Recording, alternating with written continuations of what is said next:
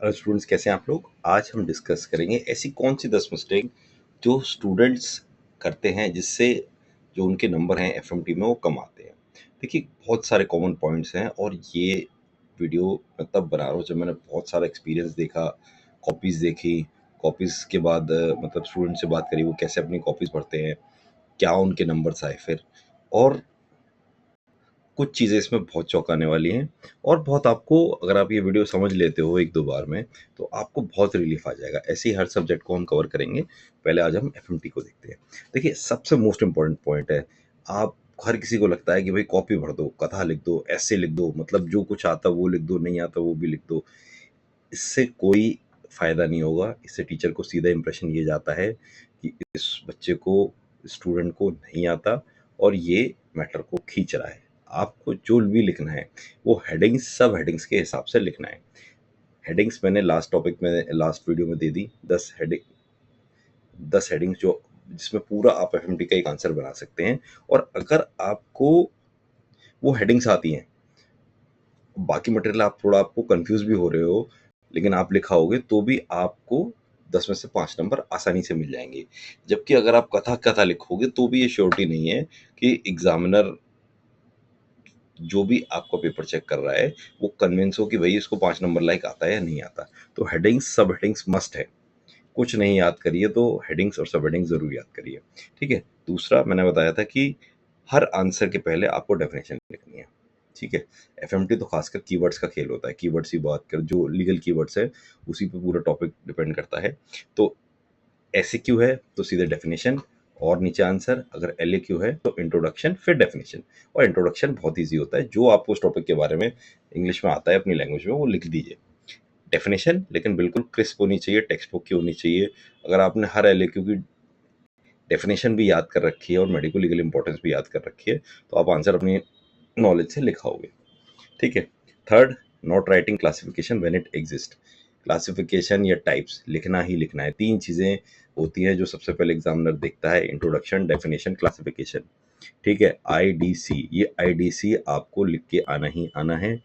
नहीं आता, बना के लिख दीजिए, अटेम्प्ट कर लीजिए, लेकिन क्लासिफिकेशन करके ही लिखिए। ठीक है। फोर्थ, जो एफएमटी के लिए बड़ी स्पेसिफिक एडवाइस है कि मेडिको लीगल इंपॉर्टेंस को लास्ट में हर आंसर में लिखना है। ये मतलब देखिए, अप्लाइड लॉ होता है एफएमटी। अप्लाइड लॉ का मतलब कि लॉ के जो पार्ट जो हमारी डेली लाइफ में हमें यूज़ करने होते हैं। तो हम कोई थ्योरी का लॉ का एग्जाम नहीं दे रहे हैं, बीएलएलबी नहीं कर रहे हैं, हम मेडिकल कोर्स कर रहे हैं। तो इसमें उस लॉ की क्या एप्लीकेशन है मेडिकल फील्ड में, जिसको हम मेडिको लीगल इंपॉर्टेंस बोलते हैं, वो आपको लिख के आनी है। और ये बड़ी कॉमन सेंस की चीज़ें होती हैं कि भाई, जैसे मान लीजिए हमने कल वो देखा था, हैंगिंग। तो हैंगिंग का मेडिको लीगल इंपॉर्टेंस क्या है कि जनरली 80% केसेस में, 90% केसेस में सुसाइडल होती है, होमिसाइडल नहीं होती। कोई किसी को लटकाता नहीं है और ना ही ऐसा कर पाता। तो ये सब चीज़ लिखनी है। फिफ्थ, एलिक्यूज अब में आपको है तो एक्सटर्नल फाइंडिंग्स और इंटरनल फाइंडिंग्स अलग अलग लिखनी है और इनमें कंफ्यूज नहीं होना है। एक्सटर्नल फाइंडिंग्स का मतलब जो बॉडी के ऊपर हमको स्पेशल मार्क्स या साइंस मिलते हैं। जैसे मान लीजिए किसी की ड्राउनिंग हुई है तो ड्राउनिंग में आपको क्या मिलेगा? External findings: washer women skin, लटकी हुई स्किन जो पानी में गिरने से गल गिरी होती है। तो आप क्या लिखिए? External findings. एक्सटर्नल फाइंडिंग्स के नीचे लिखिए वॉशर मैन स्किन और फिर उसको एक्सप्लेन कर दीजिए, this the skin found by prolonged. ऐसे करके 2-3 लाइन, यानी कि अगर आप ऐसी टेक्निक्स मेरी ये याद कर लेंगे तो आपको आंसर बनाने में एक अच्छी लेंथ का कोई दिक्कत नहीं होगी। ठीक है। एक्सटर्नल अलग लिखिए, इंटरनल अलग लिखिए। इंटरनल जैसे आपको क्या मिलेगा? ड्राउनिंग में डायटम्स मिलेंगे, अंदर डायटम्स आपको बोन मैरो में दिख जाएगी। तो ये क्लियरिटी होनी चाहिए। ठीक है। और क्या गलती करते हैं कि आंसर में जो चीज़ जैसे याद आई वो लिख दिया। मान लीजिए कुछ कुछ लोग डेफिनेशन भूल गए, सबसे पहले उन्होंने क्लासिफिकेशन से चालू कर दी, फिर बाद में डेफिनेशन लिख दी। ऐसे नहीं होता। एग्जामिनर को फर्स्ट इंप्रेशन में दिखना चाहिए आपकी पूरी सब हेडिंग्स, हेडिंग्स लाइन से लगी हुई, और उसको ये दिखना चाहिए कि हाँ, इसको स्टूडेंट को आता है। कुछ ऐसी टॉपिक्स हैं, बातें हैं जो सेकेंडरी हैं लेकिन इम्पॉर्टेंट है। जैसे कि आप इम्पॉर्टेंट हेडिंग्स को अंडरलाइन कर दीजिए, जिससे कि एग्जामिनर अगर कितनी भी जल्दी में पेपर चेक कर रहा है, मैंने आपको बताया था प्रैक्टिकली क्या होता है। एग्जामिनर्स डॉक्टर्स ही होते हैं, उनको पेशेंट भी देखने हैं, उनको कॉलेज में क्लास भी लेनी है, कॉलेज का एडमिनिस्ट्रेशन भी देखना है और आपकी कॉपीज भी चेक करनी है। तो उन पे ऑलरेडी बहुत लोड है, उनके लिए आप चीज़ें जितनी ईज़ी बनाएँगे उतना आपको बेनिफिट रहेगा, तो अंडरलाइन कर दीजिए, ठीक है? ऑल्सो बहुत से टीचर्स, एक ये एक मिक्स्ड रिव्यू मिलेगा, बहुत से टीचर कहेंगे कुछ नहीं आता तो कुछ ना कुछ लिखा हो, लेकिन ऐसा नहीं करना चाहिए, आपको रेलेवेंसी लिखना है, ठीक है ना? इर्रेलेवेंट पॉइंट्स जैसे कि मान लीजिए अब ड्राउनिंग पूछिए, तो ड्राउनिंग में आप पॉइजनिंग लिखेंगे उससे कोई वो फ़र्क नहीं पड़ेगा, वो केवल कॉपी भरेगी और वो एक तुक्के की बात है कि एग्ज़ामिनर उस पे नंबर दे दे या नहीं दे दे। लेकिन अगर आप ड्राउनिंग से रिलेटेड ही लिखेंगे, चाहे वो चीज़ बिल्कुल वो नहीं कर रही है, तो उस पे आपको नंबर मिलने के ज़्यादा चांस रहते हैं। एक और पॉइंट है कि अगर कहीं भी टेबल बनने का स्कोप है या सिंपल डायग्राम बनने का स्कोप है, तो वो बना दीजिए, ठीक है ना?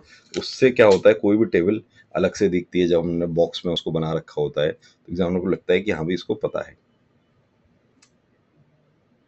और last but not the least सबसे कॉमन कि सेक्शंस के बीच में स्पेसिंग कम रखना। देखिए, ज़्यादातर लोगों की राइटिंग अच्छी नहीं होती, इंक्लूडिंग मी, ये हम लोगों की एक बहुत बड़ी कमी होती है, ना हम राइटिंग सही कर पाते और एग्ज़ाम प्रेशर में हम इतना बुरा लिखते हैं, इतना बुरा लिखते हैं कि एग्ज़ामिनर कई कॉपीज़ देख के तो उसका सर घूम जाता है। तो उसमें आप क्या कर सकते हैं, जो आप वर्ड्स लिखें उनके बीच में भी प्रॉपर स्पेस दें और जो आप सेक्शंस लिखें उसके बीच में भी लाइन छोड़ के स्पेस दे के लिखें, और ये चीज़ वर्क करती है। मैंने कई स्टूडेंट्स देखे हैं जो मैटर बहुत कम आता था लेकिन उन्होंने इसी तरीके से लिखा, तो बहुत रेप्यूटेड कॉलेजेस के, यानी कि उनको आर्ट ऑफ राइटिंग आता था और इजीली पास हो गए।